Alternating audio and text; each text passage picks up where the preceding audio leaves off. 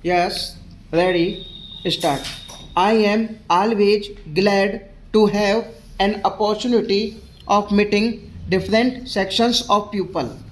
There is no doubt that the business community has played, is playing, and I hope will continue to play an important role. I think there is absolutely no contradiction at all in the policy, as you, Mr. President, have mentioned just now. We do think that the private sector has an important part to play, but we think that what goes by the name of pragmatism is precisely what you have condemned in the latter part of your speech. That is exactly expediency on the part of the very small sections of the pupil at the cost of the larger section of the pupil, and unless the business community realizes this, it is no use talking of obligations to the real public unless you know exactly what that means.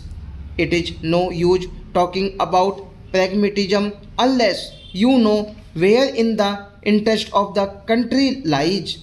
It is no use talking even about desirability of production unless we know production for what.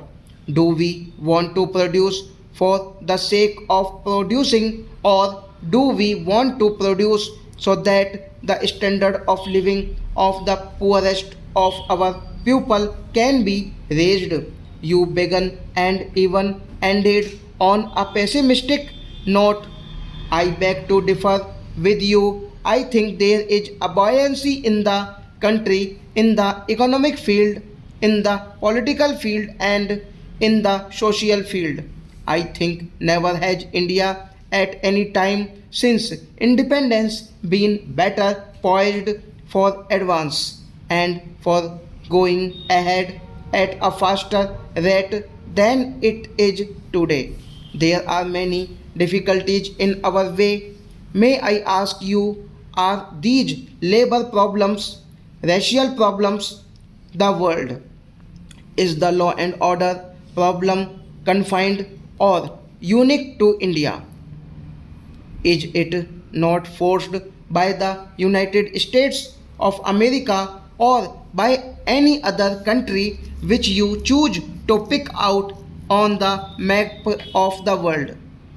Let us be realistic when we are facing these problems. The business community has first of all to learn not to run down the nation. You have condemned for running down the private sector. May I ask you to look at the speeches which have been delivered through the years and the number of speeches which I have sat through condemning the public sector stock.